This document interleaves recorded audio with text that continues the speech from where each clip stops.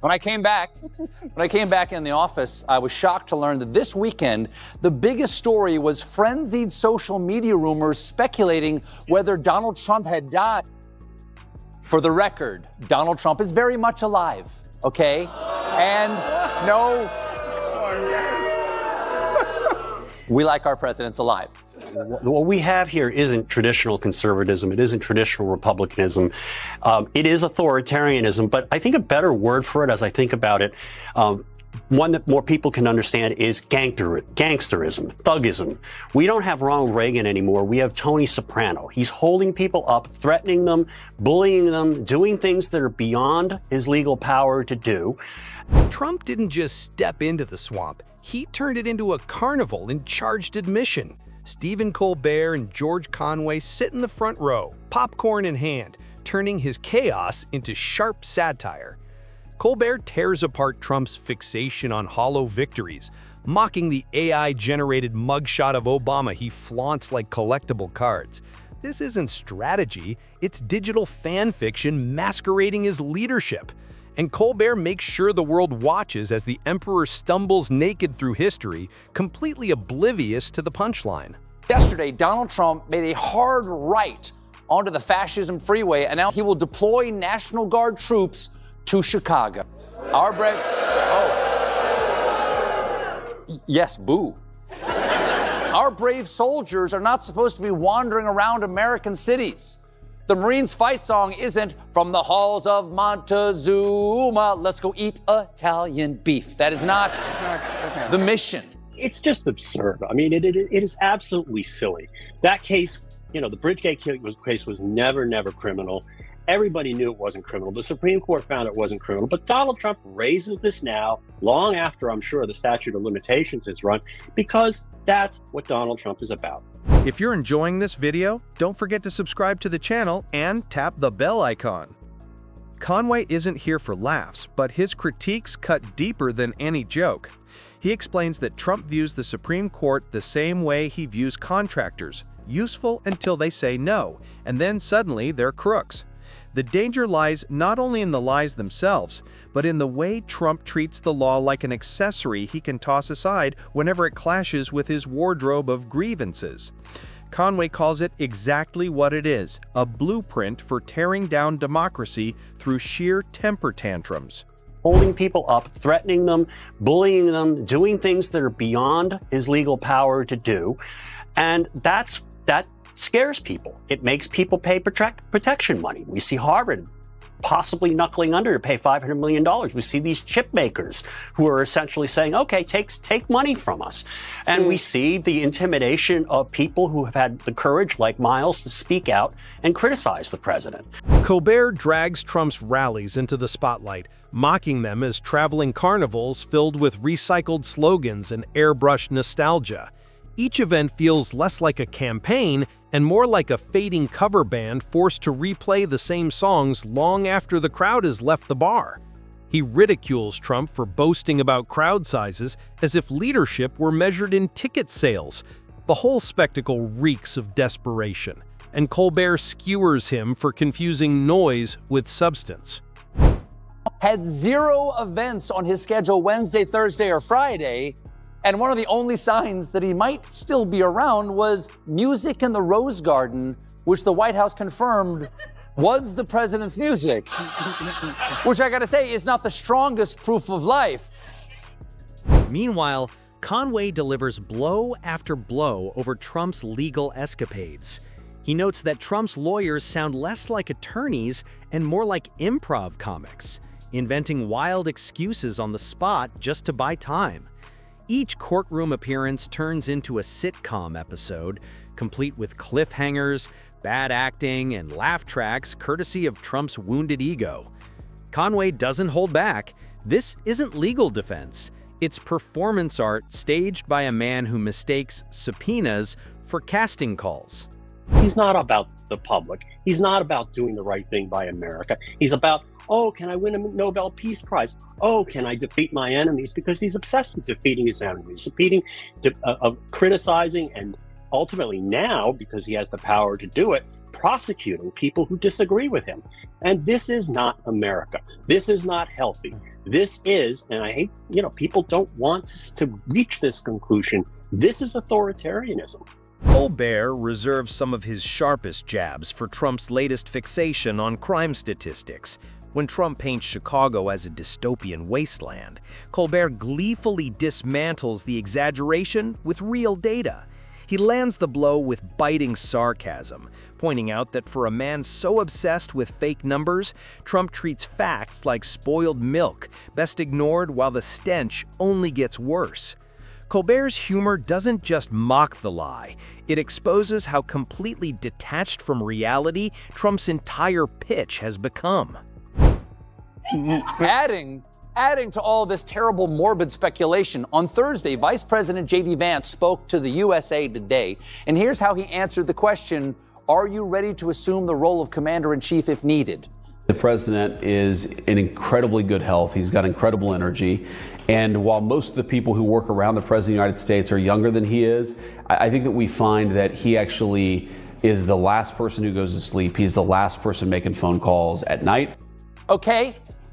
Conway hammers the hypocrisy, exposing how Trump's defenders excuse every meltdown as just his style, as if chaos were leadership. He shows that normalizing dysfunction only lowers the bar until failure earns applause, his criticism cutting through the noise to reveal the damage. Colbert digs into Trump's obsession with feuds, mocking rallies and interviews that sound less like policy and more like a washed-up celebrity rant. He jokes that Trump doesn't give speeches, he files Yelp complaints, turning the presidency into venting instead of governing, and milks every laugh from the absurdity. We have never seen anything like this in America. Everybody else in the entire world, I traveled to Europe twice this year, and people were watching out there because they understand history. And they're seeing in America things that happen. I was in Spain. They're seeing what happened with Franco. In Europe, they're seeing what happened with Hitler. This is how it's done. And it may seem alarmist to Americans who enjoy who enjoy our lives here, a beautiful country with so many things to do and so many ways to entertain ourselves. And it's time for Americans to wake up. This is serious. Donald Trump, people may laugh at him because he appears to be such a clown. But he's profoundly dangerous because he has the power of prosecution. Conway takes the ranting seriously, noting that while the comedy is obvious, the consequences are deadly. When every loss is called fraud and every critic an enemy, democracy's foundations crack. Trump isn't just rewriting history, he's tearing up the manual. Conway warns the danger isn't one man, but the crowd cheering as the manual burns. Colbert, meanwhile, can't resist mocking Trump's social media meltdowns, reminding viewers that the man once trusted with nuclear codes spent more time rage tweeting than governing. Every subpoena is a witch hunt, every indictment a badge of honor.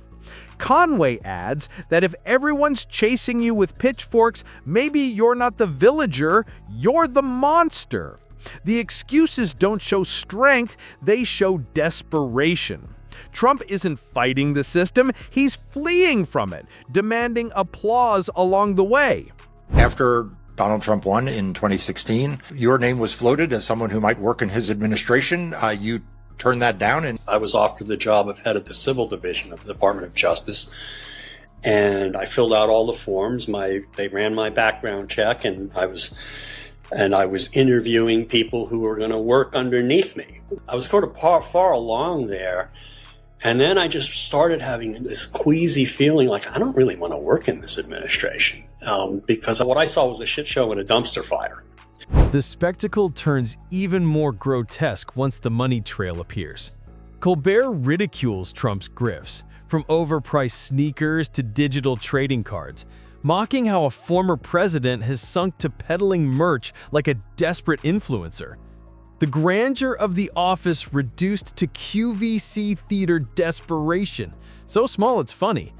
Colbert roasts the absurdity of funding legal battles the way teenagers fund YouTube channels. While Conway doesn't laugh, He eviscerates. Every dollar sucked into Trump's sinkhole, he warns, is stolen from real political discourse. This campaign isn't about ideas, it's about invoices. Conway lays bare the truth. The movement is no revolution, but a pyramid scheme, with Trump cashing in while others hold the receipts. He skewers the irony of a man undermining democracy while clinging to symbols he doesn't understand.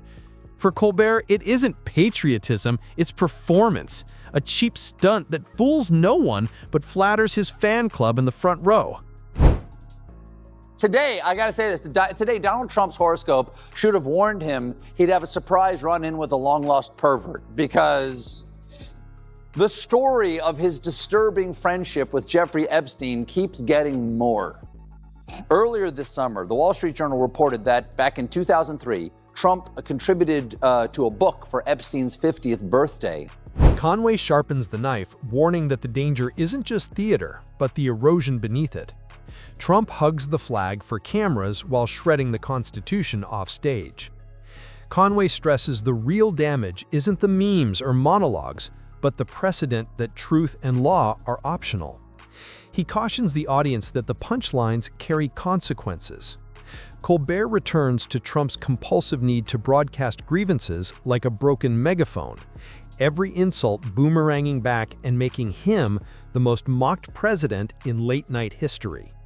Where past leaders sought dignity, Trump turned the presidency into an endless open mic, with jokes landing at his expense. In a time when most controversies fade, he ensured his lived on, immortalized in memes and late-night sketches. We have books talking about, Joe Biden not being alert 12 hours a day. It's like, okay, but he's not a sociopath and he's not going to blow anything up randomly. And he's, we can talk about almost everything else except the fact that this guy is a deranged moron. And right. So, the problem is that we have completely normalized this to the point where we can't deal with it. We can't deal with the fact that the rest of the world can't, they can do that. Their leaders understand it, right? They're not going to say that to him, but everybody already accepts that he's a lunatic. Conway reminds everyone that the self-proclaimed world's greatest negotiator can't even cover his own legal fees without begging donors, noting the only deal Trump ever mastered was emptying his supporters' wallets. The laughter follows his latest stunts. At rallies, he recycles slogans with the passion of a ransom note, cheered as if they're new, while comedians marvel at how he bores even loyal crowds. Colbert paints him as addicted to applause, yet blind to the fact he's starring in a comedy written by others. Conway skewers the hypocrisy of cycling through AIDS faster than light bulbs, while Colbert cracks that Trump needs an HR team just to fire people on camera. The irony is clear. The man who built his brand on "you're fired" can't keep anyone willing to stay.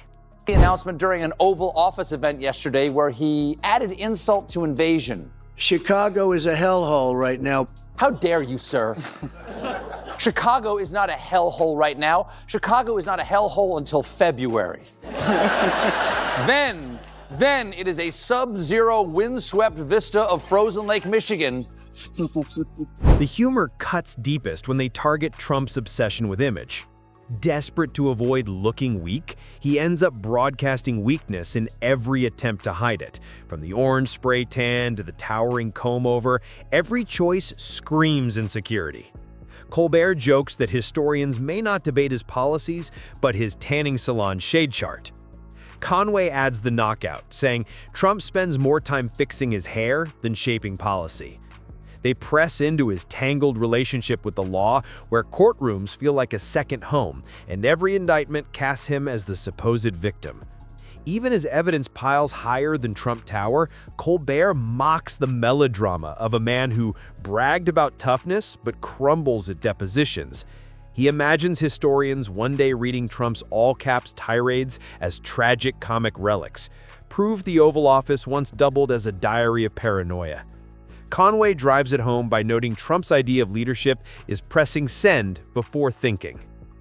And the letter he wrote was a Picasso of pervitude. According to the Journal's reporting, his note was framed by a hand-drawn outline of a naked woman and featured what appeared to be the future president's signature as a squiggly Donald below her waist, mimicking pubic hair.